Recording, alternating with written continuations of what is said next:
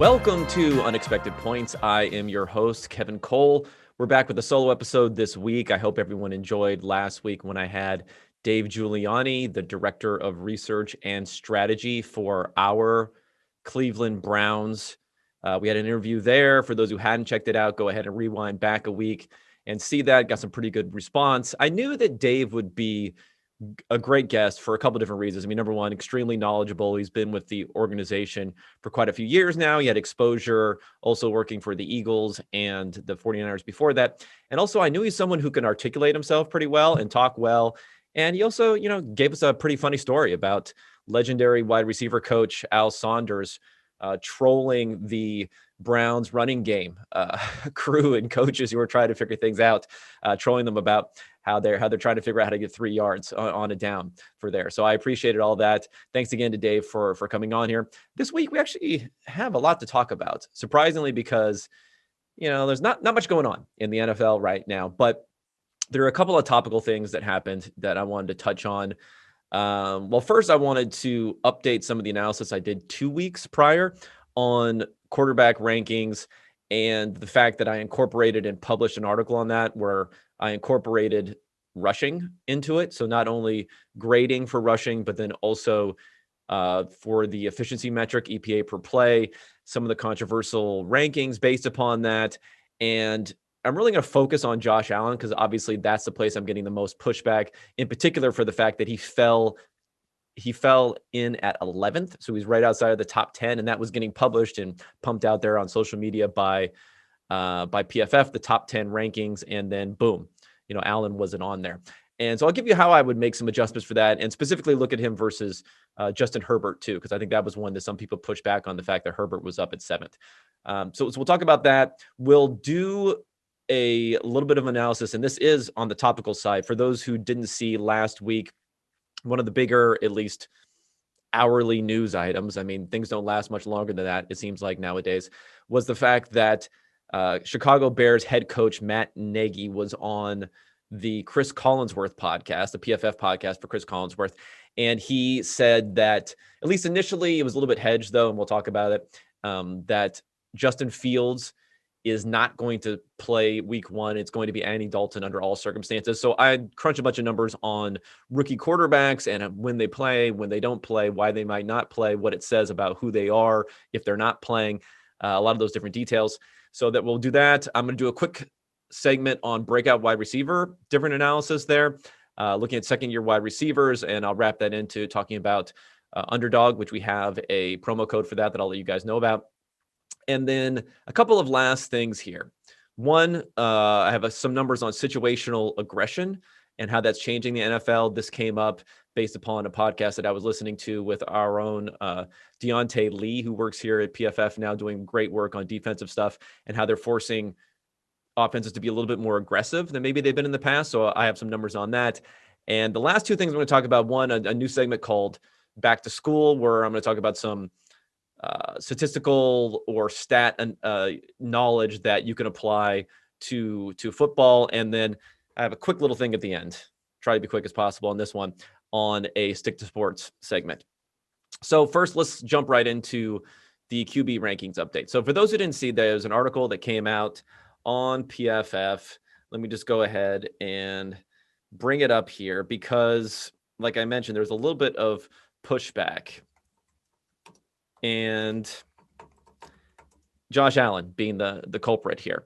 So for those who remember when I talked about this, a lot of the rankings didn't change when I talked about it a couple weeks ago, but Allen was down at 11th. So here's some context that maybe doesn't come through on Allen. Now, if I was actually ranking quarterbacks, I would have Allen above Baker Mayfield, who was ahead of him. Maybe above Herbert, and I'll talk about that a little bit with Herbert going down.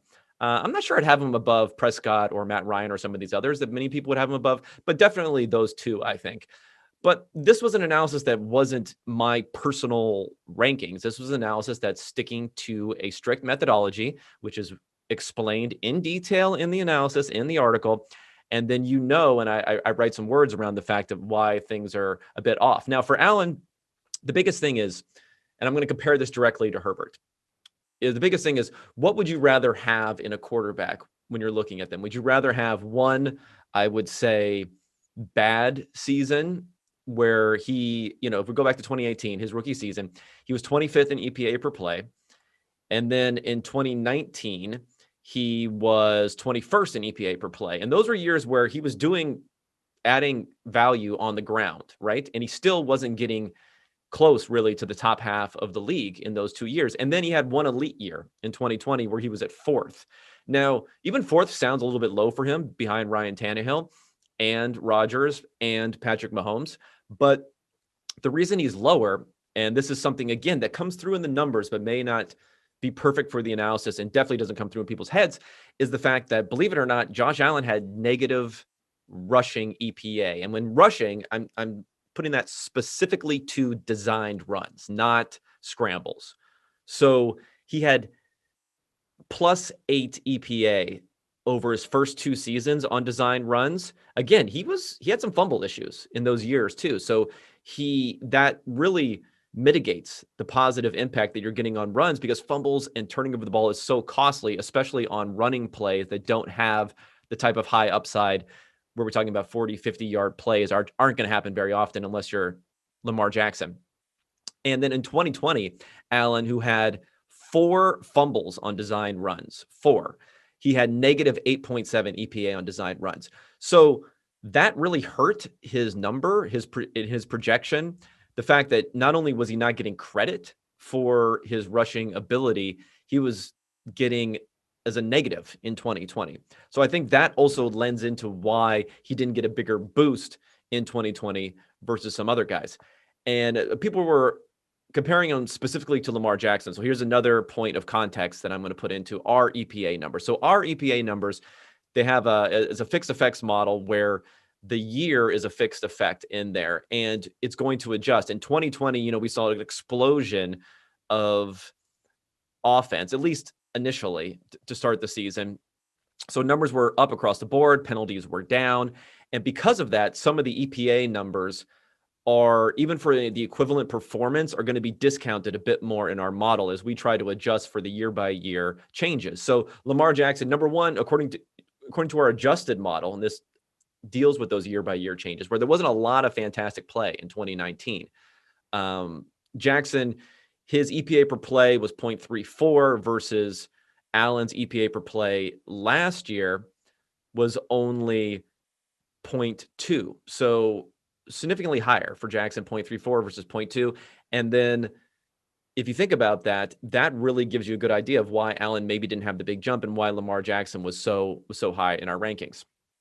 And then to hit on Herbert really quickly, that's probably one of the more controversial ones, that he was 7th. I think there's one part that's not part of the analysis, and maybe I can bring it into the analysis, but I don't want to muddy things up too much, and that is pressure performance versus clean pocket performance. I mentioned this in the write-up that there's tons of literature out there, especially, the work that PFF has done and Eric Eager has done, where showing that pressure EPA is much less stable than from a clean pocket. Now, that's grading, that's expected points added per play, however you want to put that in.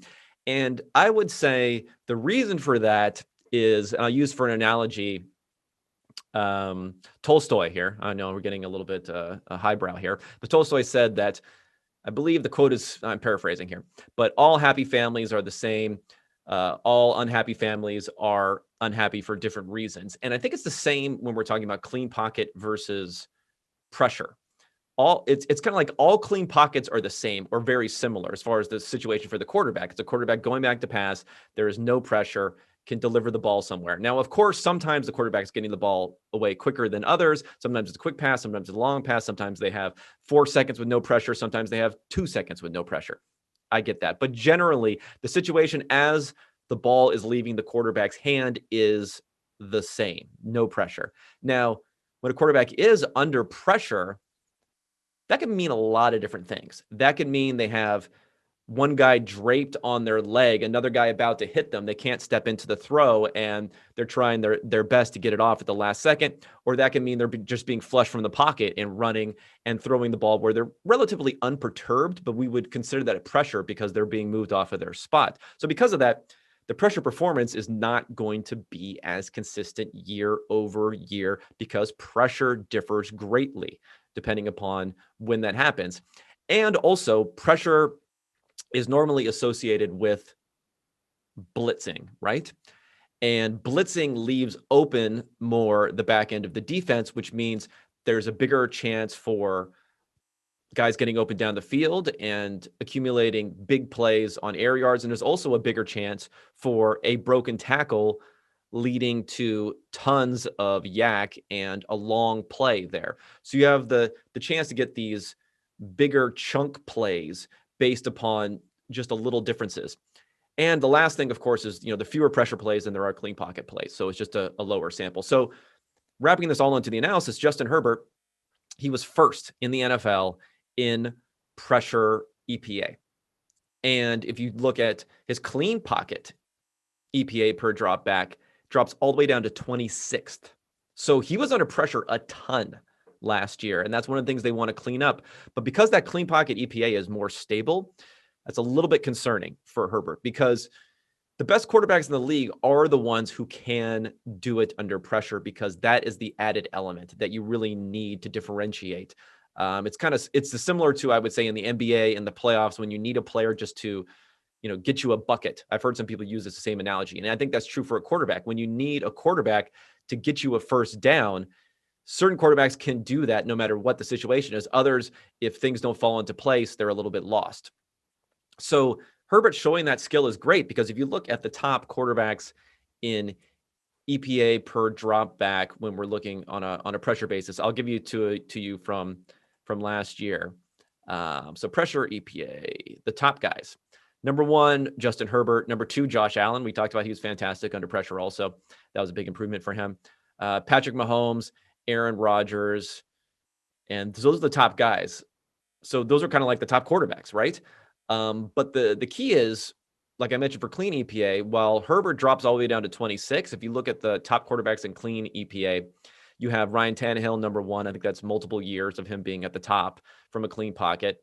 Then you have Aaron Rodgers and Patrick Mahomes again. So they show up again, those same quarterbacks. You have Allen down at, 6th. So again, he's near the top. So when you're doing both of those things, it's a lot better and a lot more confident for that performance. And that's why, if I was going to make an adjustment after the fact, not change the whole methodology of the analysis to get Allen up into, 8th or 7th place. But if I was going to make an adjustment in my head afterwards, I would say Allen does belong up there more than someone like Herbert, more than someone like Baker Mayfield, who's really relying on his grading as opposed to his EPA.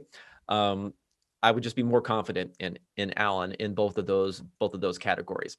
So Bills fans are yelling at me, yell away. I think I don't take any of it personally. I'm hoping that this analysis will help clarify that for anyone who had an issue with it. But otherwise, we'll continue to update as the season goes on. And I still think when it comes to Allen, the biggest factor is the fact we have 1,200 dropbacks those first 2 years where he wasn't that good. And then we have 800 and something, or plays, I should say, 800 and something in 2020 where he was excellent. How do you put all that together versus someone like Herbert, who has one good but not excellent year? Which one would you rather have? 1 season of great play, 2 seasons of bad play, and 1 season of excellent play?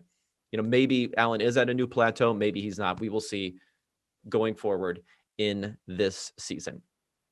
Okay, let's turn over to rookies and when are they going to start? When are they not going to start? I mentioned in the intro, Chris Collinsworth podcast, Matt Nagy had a quote on there when Collinsworth asked him what was going to happen. Is there any scenario? Because he says, okay, well, maybe I'll back up a little bit. So he says the plan is to start Andy Dalton week 1, right?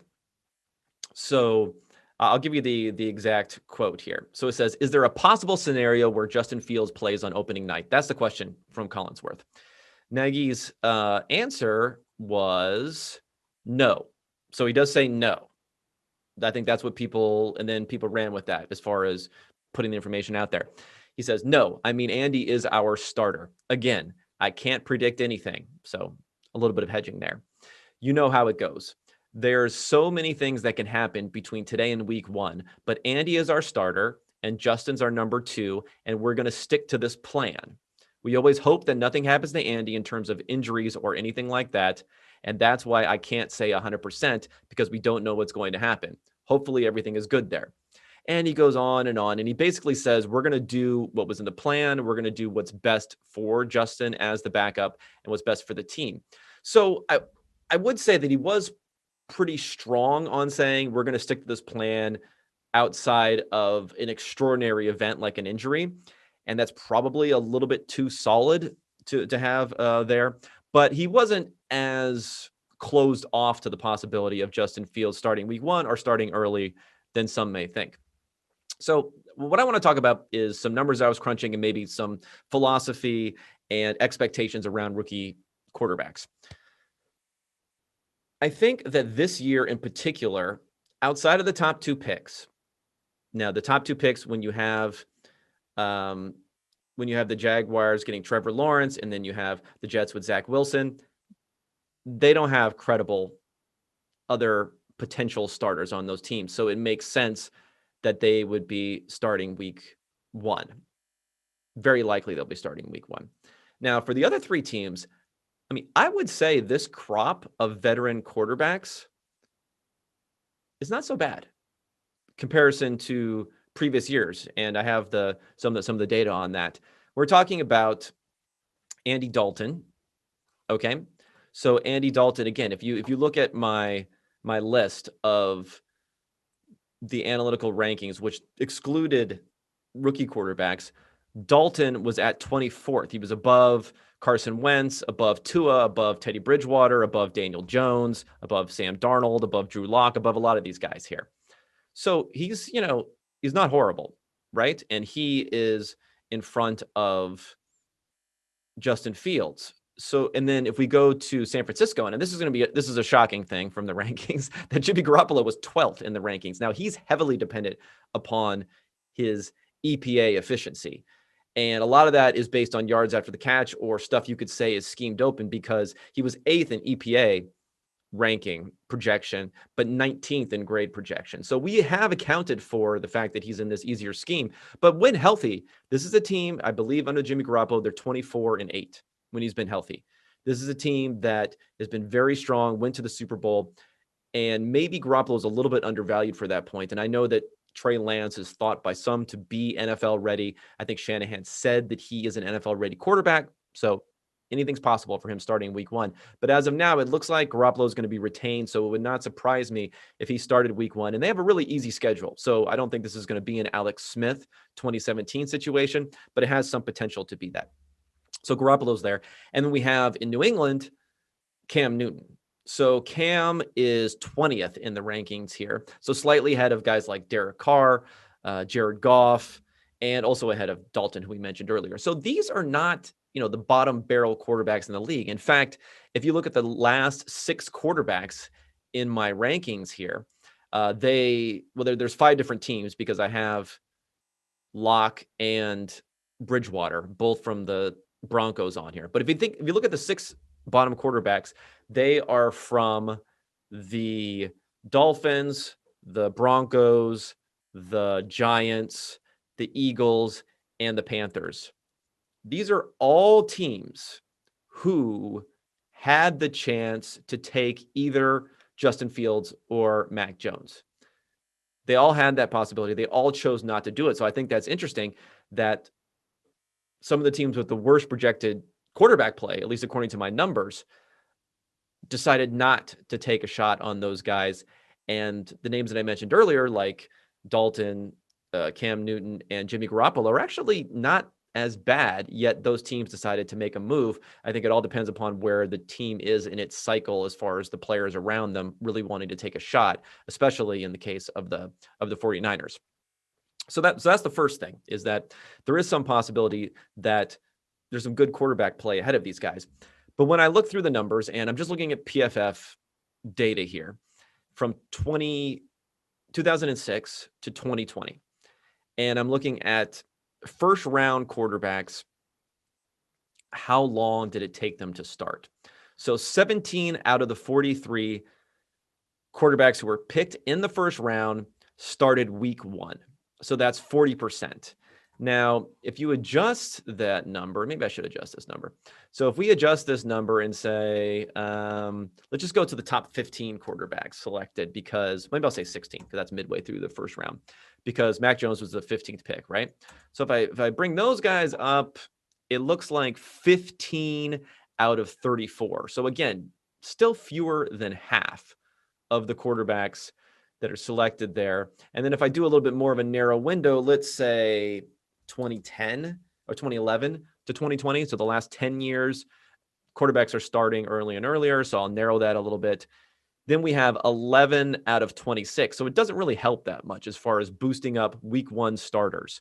Okay, let's get rid of some of these parameters again. And I'll go back to the first round here, and we'll talk about some of this.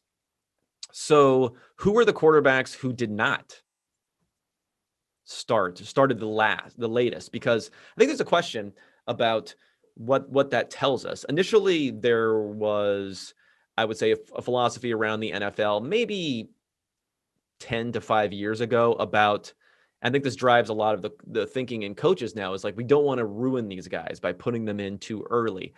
And the biggest example of that people point to is David Carr. And I'm a little skeptical of this, like, you can get ruined sort of thing when it comes to David Carr. But if you look at the 2002 NFL draft, he was taken there.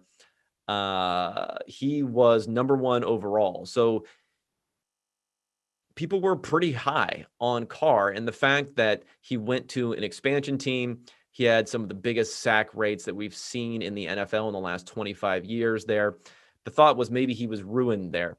I tend to think when hit rates on quarterbacks are basically coin flips almost all the way up to the number 1 pick in the NFL draft, that the explanation is probably, you probably should lean towards maybe he's just not that good. Is how he was ruined as a quote unquote ruined as a rookie really going to affect how he was playing years and years later when he had a chance to start some games from the New York Giants and others?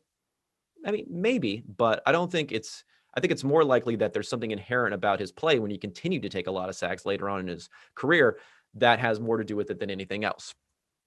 So Aaron Rodgers does not fall into the sample. He would be a pretty popular guy for pointing to, that's why you sit someone. He sat for 3 years. He didn't play until his 4th year. He was drafted in 2005, so he doesn't quite fit into this sample. So in the sample here, starting from 2006, so the last 15 years in the league, the latest first-round quarterback to start was Brady Quinn for the Browns. He started the 10th week of his 2nd season there. He was behind Derek Anderson before that.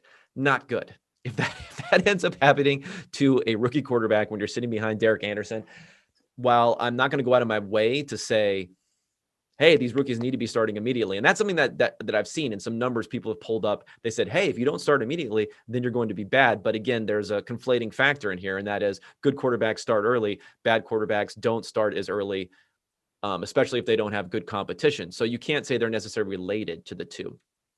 You can't say being put on the bench hurts your development in some sort of way. I think that's false. I think a quarterback is going to be good when he gets in, no matter when it may be. And we just don't want to conflate those two things. And one of the biggest examples of that is Patrick Mahomes. So he's on the very much on the later end for first round quarterbacks of when they played. Now he started week 17 of his rookie season in 2017. But remember that even that was a meaningless game for the Chiefs. So he was allowed to start because their playoff position would not be affected there. And the reason that shouldn't have been viewed that negatively for Mahomes is the fact that Alex Smith played very well that year. And the team played very well. I think that's an underappreciated factor when people are looking at when a rookie quarterback is going to start, is simply what is the win-loss record of the team going to be. We bring up 2017, we'll see that Alex Smith was 7. Oh, actually, I'm looking at the wrong one. Okay, Alex Smith was 1, 2, 3, 4. He was 6th in EPA per play, tied with Ben Roethlisberger. So tied for 5th, really, in EPA per play. So he wasn't going to get replaced. It was a Chiefs team that was going to the playoffs. Like I mentioned, had a game that didn't even need to win in week 17 in order to get into the playoffs. So that explains a lot of why Mahomes is being held back. Now, in retrospect, should they have played Mahomes earlier? I don't know. I think it's easy to say now. Believe it or not, around, I think it was a week 13 of that season, I actually called for Mahomes to be playing. I made that note on Twitter. I got roundly attacked as everyone was pointing out the fact that their defense was so poor and Alex Smith was playing well. And how could you do that? But, you just don't have the ceiling with Alex Smith, right? So I do think that's an important factor for these guys when they're going to play the rookies, is to say, is this team good enough to truly compete for a title without the ceiling that you're going to get from a rookie, where you just don't know how good they're going to be. Even if you're going to get lower floor play, even if you're going to get lower average play as a rookie, you're probably going to get higher ceiling play than you're going to get for the veteran quarterback. And that alone might be worth it, but coaches are conservative, as we know, in everything that happens there. So back to some of the guys here. So Brady Quinn did not start until his second season. Jake Locker didn't start until week 1 of his second season. So he sat behind Matt Hasselbeck. And that was a team that played pretty well. They ended up 9-7. They didn't make the playoffs, but they were a pretty good team. They started 3-1. They never had a losing record at all during the season. So they were always in the playoff hunt. So there wasn't necessarily a reason to turn it over. But, Hasselbeck, again, he was okay that year. Actually, let me pull up to see how Hasselbeck played in 2010, because that would be the year that Locker sat 25th in EPA per play. So that's a little bit more discouraging for Locker, the fact that he wasn't able to take over. It wasn't like an Alex Smith 2017 where he was up in the top, tied for 5th overall. Hasselbeck was down to 25th. So again, that's disappointing. So I would always factor that in when you're thinking about quarterbacks and how they're going to play, who the competition is ahead of them. Now, as we continue to move up, like I said, Patrick Mahomes played in week 17. Jamarcus Russell did not play until week 17. Bad sign for the number 1 overall player. That was a bad team, a losing team, and Josh McCown was in front of him. Much love to Josh McCown, but if you're sitting behind him for an entire season as the number 1 overall pick, that's bad news. Next is Johnny Manziel, who did not start until week 15, and he was behind Brian Hoyer. Bad sign. Tim Tebow did not start until week 15 behind Kyle Orton. Kyle Orton, sneaky okay player. So I'm not that down on it. Jay Cutler didn't start until week 13 of 2006 behind Jake Plummer. Again, that was like a good team, that was a much better team than you would expect someone getting a rookie quarterback. So I don't think it's that bad of a sign for Jake Cutler to be behind Plummer in that circumstance. And it's 2006. So it was a while ago. Lamar Jackson didn't start until week 11, and Jared Goff didn't start until week 11. Much worse situation for Goff because he was behind Case Keenum. It was a losing team, and he really just did not look good when he came in. I mean, they lost 7 straight games, and he had one of the worst rookie seasons we've seen until Josh Rosen decided to say, hold my beer, and really put up one of the worst seasons we've ever seen. Jackson behind Joe Flacco. I mean, Flacco, he's a bottom quarterback. I mean, let's look at Flacco in 2018. Let's look at those numbers for him. How bad was Flacco or good was Flacco? But it was a team that was competing, right? So I think it was hard probably to take him out. Flacco's not that bad. He was 15th in EPA per play in 2018. So it's reasonable that they hung on to him. Not that bad of a sign for Lamar Jackson. And then Dwayne Haskins behind Case Keenum also. Case Keenum's a guy who's gotten usurped twice on here. He was not until week 9. Again, bad side, bad team. Josh Freeman took until week 9 to replace Byron Leftwich. Byron Leftwich is pretty legit, so not that bad of a sign. Tua, not until week 8 to replace Ryan Fitzpatrick. Fitzpatrick was awesome. I mean, there's arguments that they shouldn't have even made the move there. I think it's okay to find out what you have at rookie when you're just not going to win a championship, so I'm not going to go against it too much there. And then so on and so forth. I'm not going to go through every single one of these, but you can look at some of these examples and say the coaches being risk averse probably hurt the chances that year to potentially do something. The biggest examples there is Justin Herbert, right?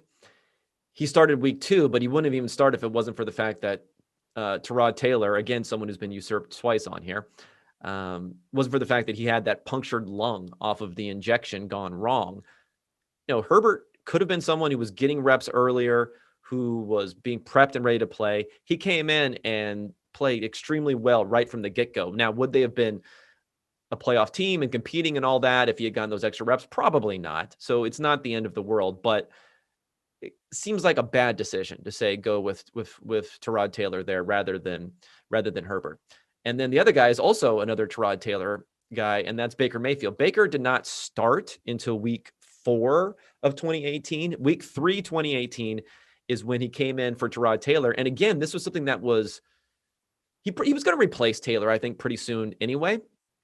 But the impetus for that against the Jets on Thursday night was the fact that Taylor got tackled out of bounds. I'm not sure if it was an ankle injury or a leg injury of some sort, but he got injured, and that's why Baker Mayfield had to come in.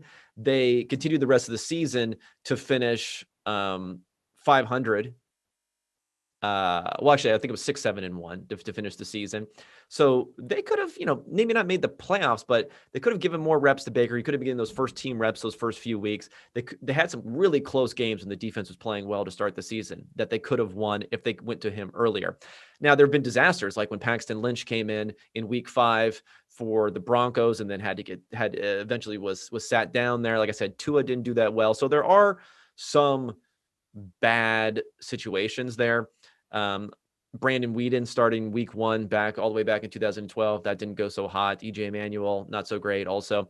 So there are definitely some bad situations there. But generally, I think teams are being too risk conservative, as we see across the board. They're worrying a lot about their job. And I think directionally, they're scared of going back and forth at quarterback. And they want to say, let's put in the veteran first, and we can make that veteran to rookie move when I'm 100% sure we will not have to go back. And I'm 100% sure this is not imperiling our chances to win the playoffs. That is a mistake, in my opinion, for the development of the quarterback, unless you really think that they're going to get themselves injured. But we've seen time and time again, especially with mobile quarterbacks, that they're able to perform pretty well as rookies as far as avoiding pressure, right? So unless that is a huge factor digging into it, and unless you really have solid quarterback play that you're certain of, and you think the team around them is good enough to get that veteran mid-level quarterback to the Super Bowl, those are two circumstances I could see resting the rookie. But other than that, I don't think it's necessarily a great idea, and I would be against it. And we'll see what these teams end up deciding this year, what they're going to do.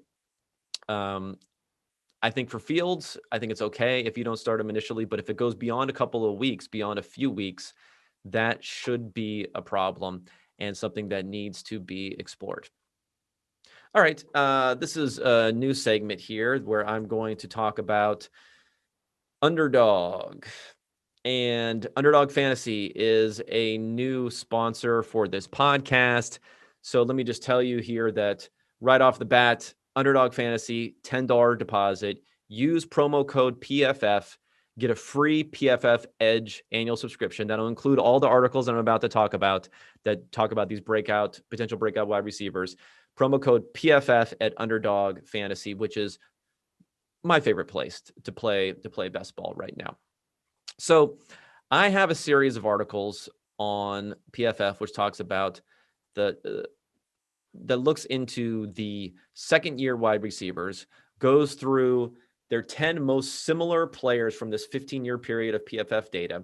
It matches them based upon their draft position, how big they were, how productive they were in college, how productive they were in the pros, how many routes they ran per game in the pros, like their usage, how many fantasy points per game they had as rookies, and then how many top 24 weeks they had. So how many times they're getting into being a usable fantasy player as a rookie.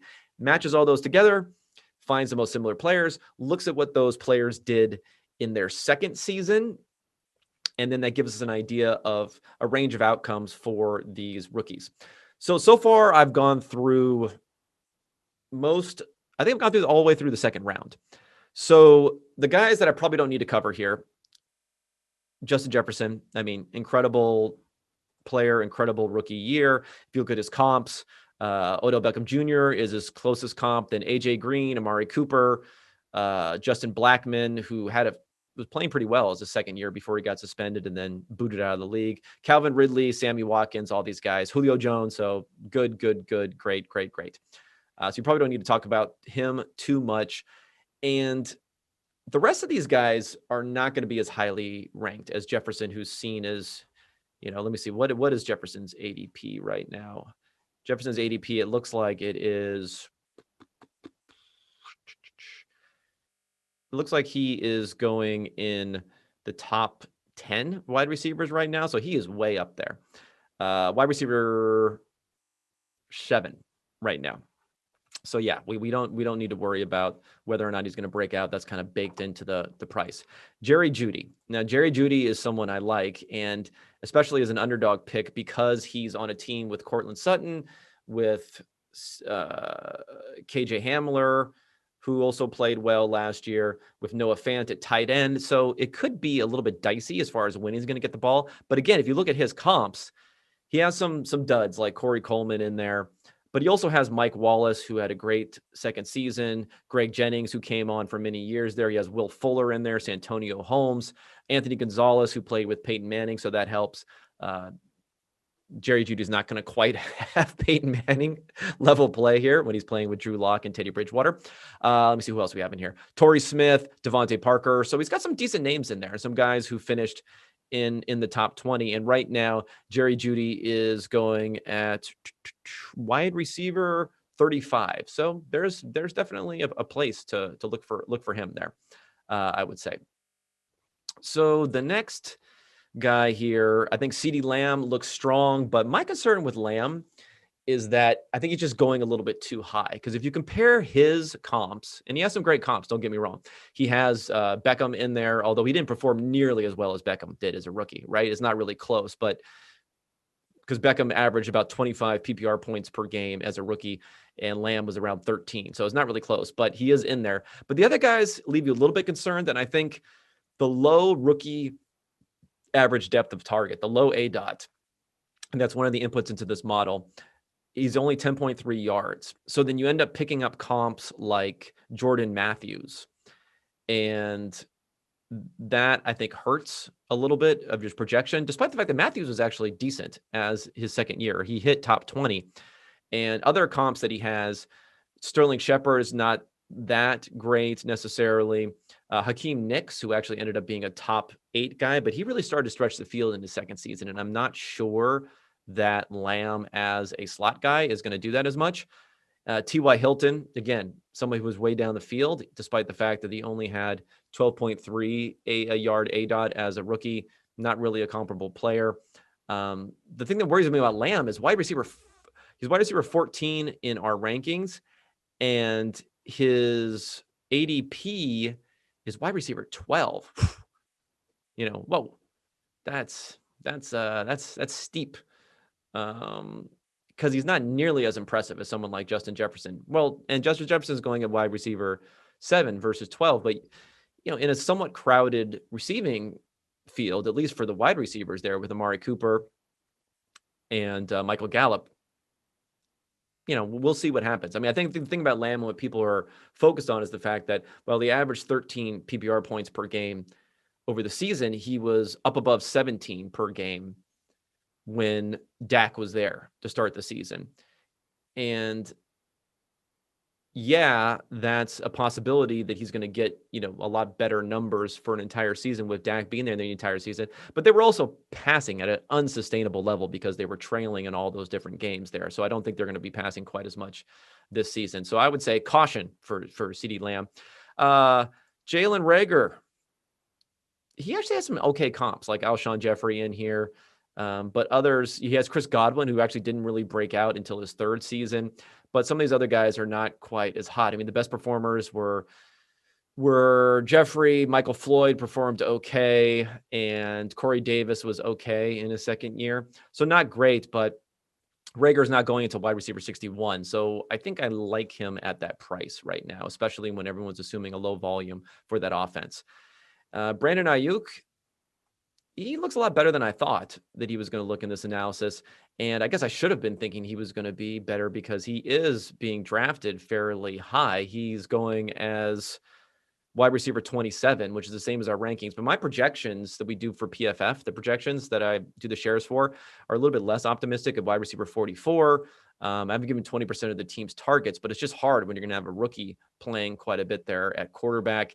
And you have George Kittle, you have Deebo Samuel also in there taking up some space there. So I would say he's probably a little bit more on the fade side for me. also. Now, I like T. Higgins a lot. And I think people are off of Higgins because of Jamar Chase coming in there. But Higgins is a guy who straight up just looks like a stud when it comes to what he did as a rookie. I mean, he was up around 13 PPR points per game, so he was pretty close to CeeDee Lamb, right? Close to CeeDee Lamb, also has a crowded wide receiver core. I would say maybe a little bit less crowded, at least no presumed like alpha number one, unless people think Jamar Chase is for sure going to step in and be number one. But his ADP is wide receiver 26, so he's really giving you some more value there. If you think about the comps for Higgins, because he's a little bit bigger bodied guy, he gets Dwayne Bowe, he gets DK Metcalf, he gets AJ Brown, he gets Mike Evans, Terry McLaurin, who's on the smaller side, Josh Gordon. So he's getting some big name guys here. 12.9 ADOT as a rookie. So he wasn't this underneath guy. 6 top 24 weeks, despite the fact that 40% of his targets came from Brandon Allen and Ryan Finley last year. He's going to have the whole season with Joe Burrow this year. He has a connection with Burrow, and he was really good. I think he's someone who's being slept on as having a higher than you'd expect chance. I mean, he's really like equals CeeDee Lamb in every single way or beats him in a lot of different measures, yet like I said, he's going back at wide receiver 26 as opposed to Lamb, who was, where did I say Lamb was again? Wide receiver 12, wide receiver 14. So 28 versus 14. And that's a massive difference when we're talking about the type of players that your opportunity cost is for, and whether running back, quarterbacks, tight ends up in that sort of range. Okay. So next here, I'm just going to give up one guy out of the lower guys that I like, and that is Chase Claypool. Now, Claypool doesn't have that low of an ADP. I think it is wide receiver 29. But when I looked into his numbers, I mean, they're good for the entire season. Again, he has numbers that are just as good as CeeDee Lamb's with lower usage. And I think there are quarterback concerns where we're assuming the worst for quarterback play, where that won't necessarily happen. We're assuming the worst as far as usage is concerned. But I think he can really take over for James Washington. And I know Juju Smith-Schuster is coming back. I know Deontay Johnson is there. But Claypool's on a different level. He's on a different level than those guys as far as what his potential is this year coming up. And I also think if you rearranged his season and you put the beginning of the season, right? The first through the first 5 games of the season, he was averaging more than 75 yards, 1.2 touchdowns per game. The touchdowns are not going to be maintained, obviously. And he wasn't even running 20 routes a game. So he was averaging 3.5 yards per route run, which is off the charts good. And then he slowed down after that. And his target volume, though, increased up to 7.7 per game versus only 4.8 when he was putting up those huge numbers. So he went from drawing comparisons to Calvin Johnson to now being someone who is being taken, I think, as the 5th second-year receiver off of the board. Claypool, he's going after Ayuk, after Higgins, after Lamb, of course, after Jefferson, all those guys. So I think he has a ton of upside, and he would be a guy that I would look at and I would play. And again, if you're going to play with our guys at Underdog Fantasy, $10 deposit, at least if you deposit 10 or more, promo code PFF, free PFF Edge annual subscription to get all of my content and everyone else's content out there. And I'm hoping that you guys can take advantage of that. All right, next topic here is situational aggression. So I found some pretty interesting trends in the NFL that I want to discuss here because, okay, I'll also step back for a second. It came from a podcast where Deontay Lee of PFF, he's a defensive coach. He was on the Robert Mays football podcast, football show with The Athletic, which is a great show. I recommend to listen there if you have time, which is in the off season. We have a little bit more time. And they were talking about scheme innovations within the NFL. And one of the things that Deontay was mentioning and was being echoed by the other guys on the podcast is that with the shift away from some of the cover 3 where they're just giving you the flat and saying, we're going to give you that sort of thing. Now they're doing more where they're forcing some offenses to push the ball down the field a little bit more, get comfortable throwing it into windows. And that stuck out to me because of the fact that overall in the NFL, the trend when it comes to average depth of target has continued to decline year after year after year. So what you're seeing is, this has been a trend for a long time in the NFL, for a couple of decades, is that the average depth of target goes down, but yards per reception is not going down as much because you're getting a higher percentage contribution to yards after the catch, and your yards per pass attempt or per target, however you want to frame it, is going up because completion percentage is going up. So you're not throwing as far down the field. Your yards per reception is not going up, but you're completing passes more often, which makes you more efficient, because the real denominator that we care about is your currency on the football field. And that was a play, right? In a drive, like how many, you want to figure out how much you're using, how efficient you're being with each play that you're using. So with that in mind, the talk about a potential to increase aggression didn't really jibe with the idea that these numbers have been going down over time. So I looked at the overall trends, and I said, okay, overall trends. Let's look at what's going on in the NFL. So looking at this 15-year period that I talk about a lot, because that's what our data has, from 2006 to 2020, the average depth of target has gone down from about 9.2 yards to about 8.7. Okay, so it's gone down about half a yard over this 15 years. And while the decline, if you take each year, it's not a perfect slope down, but if you smooth it out, it is a pretty steady slope. And if anything, it's been accelerating in the last few years, going down. So what I wanted to do is, I said, how can we figure out about this situational awareness, right? And teams being more aggressive, because it's kind of been my thought for a while that we lose context with things like how many interceptions did someone throw, in light of the fact that every interception is not equal. They show up on the stat sheet as being equal when you talk about your traditional stats, but the loss of value on a particular play is not equal. So there are two components when we're talking about expected points added, right? There are two components. There are two factors. One is the offense. So the offense A has the ball. What are their expected points what's the expected points on that drive? Do they have positive expected points, which they're probably going to have if they have the ball, unless they're in a horrible situation like 3rd and 20 at their own 2. So they have expected points they have before the play. Then there's the next play and the expected points before that play. You subtract one from the other. That's when you calculate on that play how much value was added, how many expected points were added.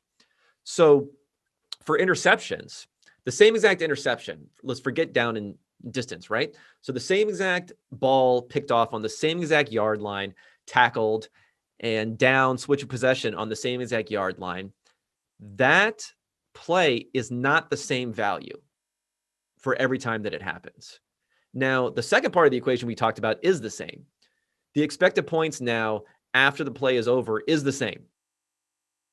Whether you throw an interception on 1st and 10 or you throw an interception on 3rd and 15, it's all the same. Whether you throw it from your own 10-yard line or from further down and they run the ball back to the same yard line, it's all the same. If the team takes over possession, the defense takes over the ball and takes over possession on the same yard line post-interception, their expected points are the same. Now, the starting point is what's different and what determines the value on an interception. If it's 1st and 10 and you have, let's say, 2.5 expected points going into that play, you throw an interception versus it's 3rd and 15 and you have 0 expected points on that possession and you throw an interception. Well, guess what? That first interception is 2.5 points worse than the second interception because of the advantageous situation that you gave away. So that type of thinking, which I don't think happens enough in the NFL, certainly doesn't happen enough for fans. Like, they'll look at how ugly an interception is versus how valuable an interception is. And they'll rely more upon that, where you should, as a quarterback, as an offense, be adjusting how you're playing more based upon that expected points before that play, right? So to bring it back into the situational aggressiveness, I have found that teams are being better about situational aggressiveness, especially when we look at average depth of target. While I mentioned the overall trend for the league is going down from 2006 to 2020, it's really highly related to how much has been going down in the most advantageous situation. So I divided EPA into different quartiles for when an offense has the ball. So I took the bottom 25% of not EPA, for expected points before the play. So I took the bottom 25% for expected points before a play, the next 25 up to 50, the next 25 up to 75, and then the 75 up to 100. So I'm going to look at those 4 different quartiles in this analysis.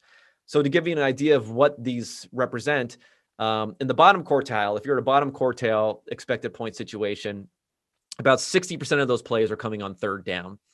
And they're generally longer, of course, because you're in a worse situation. Whereas if you're in the top quartile, only 6% of those plays are coming on third down, and 62% of them are coming on first down. So you're in a more advantageous situation there.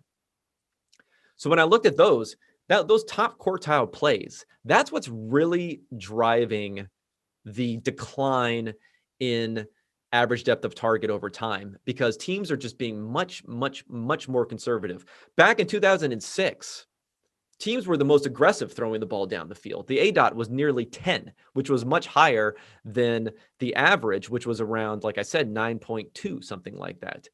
They were really chucking the ball down the field, presumably as part of, play action, 1st and 10, maybe 2nd and 1 type of situations where that's a very advantageous EPA situation or EP situation. They were throwing the ball down the field a lot. Now that's dropped all the way down, where it's down to about 8.6. So it's taken a huge decline. And if you look at the other quartiles, what's interesting is the next one, so the 50th to 75th, so good but not great situations, those have declined steadily in a similar manner, although a little bit more aggressively than overall. The next one, where the 25th to 50th quartile, so bad but not awful situations, those have declined, but not as much, which I think is good. And I'm going to talk more about this quartile later. But the lowest one, the 0 to 25% quartile, that has flipped. It's the opposite. Teams are being more aggressive in these situations, which they should be. The ADOT in those situations has gone on a smoothed track, has gone from around 9.1. So it was lower than the overall ADOT, lower in these bad situations. It's gone all the way up now to about 9.7%. So it's gone way up, where every other situationally, teams have been going down and throwing it lower, which is great. Teams are recognizing now, especially in these last few years. There's some huge numbers we've seen in 2016, 17, 18, and 19. All of these things are above like 9.5, way, way above the average ADOT. We're seeing teams be more and more aggressive in those situations, because I think they're starting to understand that when you're in a poor situation to start off with, turning over the ball is not much worse than punting the ball in these situations. You're likely going to have to punt anyway. So let's take some risk and let's really try to flip things to our favor and get that huge gain of EPA by picking up the first down, as opposed to mitigating some of the EPA loss by dumping it off on a screen pass and then having to punt anyway. If you look at interception percentage, what I think is another good way of looking at aggressiveness, interception rate has gone down no matter which quartile we're talking about here. But we have seen in the last few years, in that bottom quartile, again, the interception rate is flat or starting to go up a little bit. So teams are willing to throw more interceptions in those situations when everything else is going down. So I think that is fantastic. The one thing I would say, though, is maybe the next phase for the NFL is in that second quartile, in the bad but not awful situations. Those are near the bottom as far as ADOT is concerned. So in a logical rank ordering, you figure you'd have the highest ADOT in the worst situations, and then next would be the second worst situations, but they're actually down at the bottom. So I'd like to see that tick up a bit. And I think maybe teams will be a little bit more aggressive when they're in second and long situations, when they're in third and medium situations, where they're not just trying to play it out and stay on schedule, right? And instead, they're trying to be more explosive in those situations where you have a little bit lower expected points, but you're not all the way down at the bottom. that you're seeing in those lower quartile discussions. But I thought this was really interesting here because breaking up the data shows that an overall trend for the NFL, which is less aggression, lower ADOT. In fact, when you break it up by the starting point, by your situation going into a play, teams are becoming more aggressive in the right circumstances. Teams are getting smarter. And I suspect we're going to see a lot more of that even in the future. All right, it's ad time again. Let me just tell you about Western and Southern. For those who do not know, have not been listening to this podcast, in these uncertain times, life is full of questions. Like, when should you get life insurance? That's something that I decided to go ahead and make a purchase on the last couple of years. But however difficult these questions can be, Western and Southern can help you answer them, backed by 130 years of experience. Together, we can look ahead and leave the unknown behind. Western and Southern Financial Group, life insurance, retirement, and investments. This is a compensated endorser. Products issued by member companies of Western and Southern Financial Group, Cincinnati, Ohio. All right, so the next point here, and for this is a new segment I'm going to go with here. I know I might be going a little bit long here, but I actually have some good stuff, believe it or not. So the new segment that we're going to talk about here, and I'm calling it Back to School. And with that, I mean, we're going to talk about some statistical concepts that you can apply to fantasy football. And for that, I have my new Back to School intro, which hopefully you'll like. That's what I call marine biology. Now, for those who don't know, that's a clip from 1986 classic with Rodney Dangerfield, Back to School. For anyone who hasn't seen that, I would suggest you go, because it really is a fantastic movie. Although, caveat, I have not seen this movie in probably 25 years, if not longer. So could be problematic in today's time. So I'm not going to recommend it too much, but I remember that's being a movie I watched quite a few times here. So the Back to School segment I have is going to discuss a topic called Simpson's paradox. Now, before you guys fall asleep, I'm going to relate this to some statistics in the NFL and also fantasy football specifically, where I see this a lot. So let me just explain what Simpson's paradox is, and I'll talk about how it came to my attention and how you can use it in your analysis. So Simpson's paradox, the definition is a statistical phenomenon where an association between two variables in a population emerges, disappears, or reverses when the population is divided into subpopulations. So in English, I'll tell you what that means with an example. So there was a post where someone was making fun of a Bloomberg article that said that the dream of home ownership is dead. Now, was that hyperbole? Of course. But they were kind of dunking on this on Twitter by posting a trend line of the percent of Americans who own a home over 50 years. And you see very flat trend line, hasn't really gone down much at all over the last several years. And that was meant to imply, hey, home ownership's not dead. It's as strong as it's ever been. But immediately when I saw this, I knew that this was an example of Simpson's paradox, because again, they talk about here, if you divide up a population into subpopulations. So I found a lot of data on this where if you divide home ownership rate by age cohort, what you see is that for all the different age cohorts, they had, let's say, 25 to 35, 35 to 45, 45 to 55, 55 to 65, and then 65 plus. For all of those different cohorts, the only one that had increasing home ownership percentage was 65 plus. And every other age cohort was declining. Now, overall, the reason that the trend line is flat is because we're an aging country. So the mix of the population over time has shifted much, much more so towards those 65 and older people.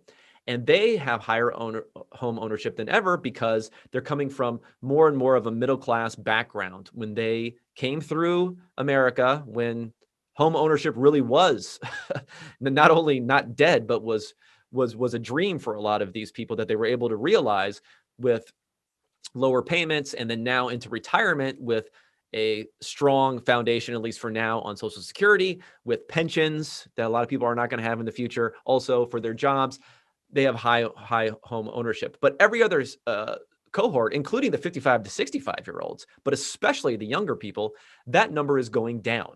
So that showed how the deception in looking at everything together, and really the point of what they were saying, where home ownership being dead, is really the dream of that is really for the younger people, right?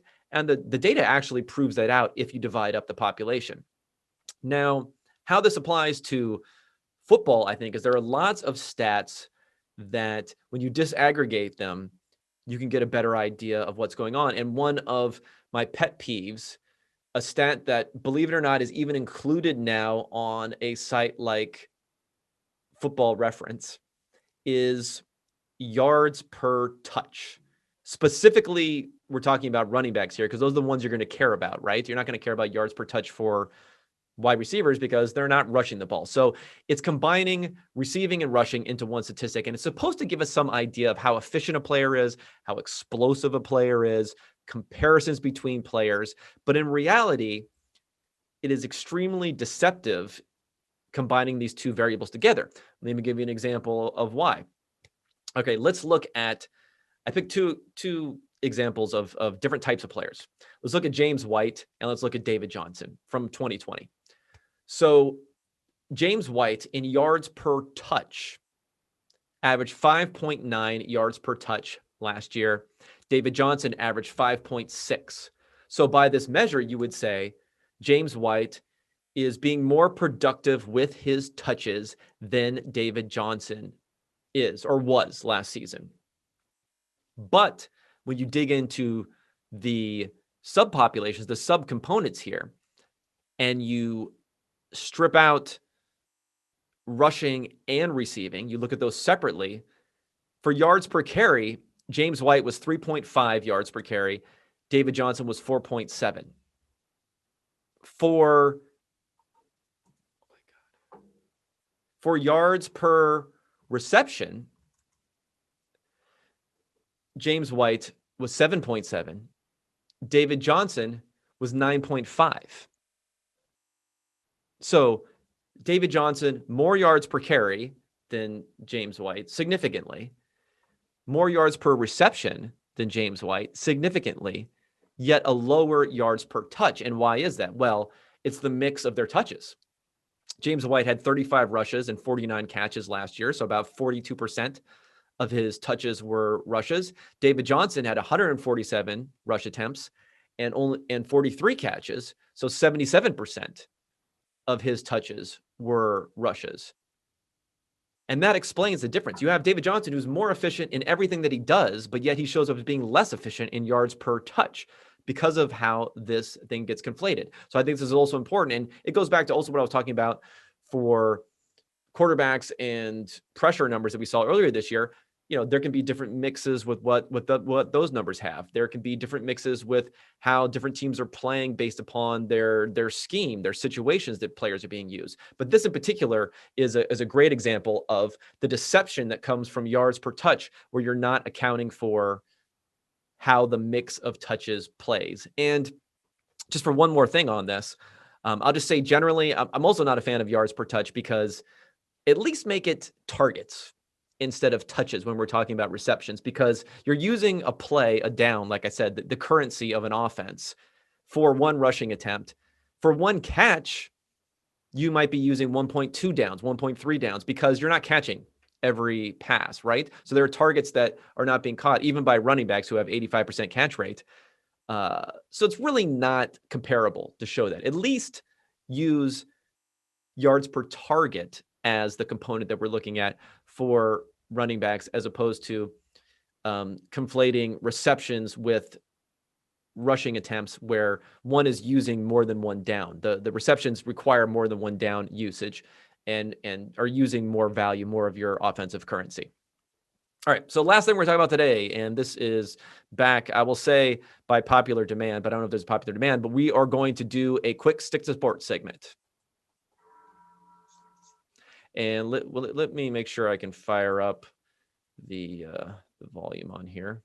Kind of messed that up. All right. So again, a quick stick to sports segment. Stick to sports. Stick to sports. Stick to sports. Okay, so our stick to sports segment today, and luckily we got some content from our man Mike Florio over at Pro Football Talk, and he had a tweet today, and here's what his tweet said. I'm going to read it out to you. He said, "Why are many of the people who are very concerned about pro player rights when it comes to the vaccine decision completely unconcerned about college player rights when it comes to the question of being fairly compensated?" Now, technically, I am kind of sticking to sports here, but this has applications far beyond sports. That's why I want to talk about it. So what Florio fell into here, and I'm going to coin this term. Now, it might be out there, or an analogous term might be out there. This is not the most unintuitive idea, so I'm sure someone has come up with this. But I'm going to call Florio falling deeply into what I'm going to call the hypocrisy trap on this one. Because he's talking about a situation, obviously, we had Cole Beasley last week who was making statements where he was saying, why isn't the Players Association in the NFL sticking up for us, players who don't want to be vaccinated, and having these protocols be so difficult, which are going to make our lives hell, which we're going to have to be tested all the time. We're not going to be able to hang out with our teammates. We're going to go on the road and be stuck in our hotel room, all those different things. So he was complaining there. And of course, Florio would be like, he was against Cole Beasley saying those things. And then recently we had a decision at the Supreme Court saying that players should be compensated for their labor. I'm not a Supreme Court scholar, so I'm not going to go into everything that happened, but that's the basic gist of it. So he's saying, why are some people on one side of one issue, but on another side of another issue? Now, the reason Florio is falling into the hypocrisy trap here is because, guess what? You cannot point out that someone else is being a hypocrite by saying they don't believe in A, but they believe in B, if you yourself do not believe in A, but believe in B.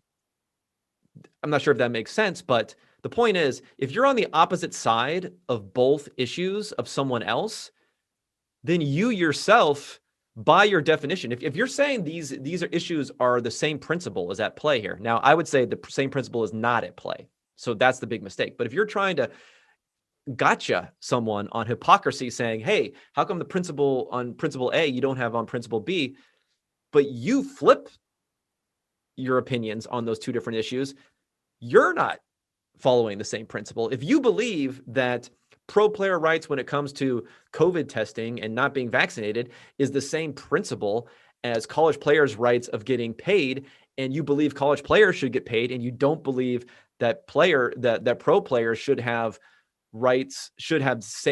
more rights when it comes to being unvaccinated, then you're being a hypocrite. You can't call someone else a hypocrite for that when you don't believe those two things. Now, the real problem here is, like I'm saying, is I don't believe that these are equal principled stances. I do not believe whether or not someone is compensated for their labor is the same thing as whether or not someone is inconvenienced for not getting vaccinated, primarily because I think the thing that's lost in some of this Cole Beasley discussion, and I don't want to, like, I'm much more like, let's not pile on someone like Cole Beasley, quite honestly, because it doesn't help according to the research of getting people to change. But I would say that the mistake in that thinking, the mistake that you think that your rights are being abridged, is the Players Association is out there to look out for all the players, not just every individual player, what they want to do. And you can make a very compelling argument that by pushing players with these protocols to get vaccinated, they are protecting their players, not only those individual players. I'm not saying they're protecting those players, say you should know better and we know better than you what you should do with your body. I'm not saying that. I'm saying they're protecting the other players who, while vaccinated, can still get sick, can still miss games because they get COVID. Like, you can still get COVID, right? You're not going to get nearly as sick. You can still pass it on to a family member and so on. So they're actually trying to protect their players. So I think that's why there's a different principle at play here. And plus, compensation versus COVID protocols is a whole different thing. So that's just a quick word of advice. If you find yourself out there, no matter what the genre may be, falling into this pointing out hypocrisy of others. Don't fall into the hypocrisy trap, which is you pointing out someone else's hypocrisy based on 2 issues, but you have the opposite opinion on both of those issues, because then you also are being a hypocrite.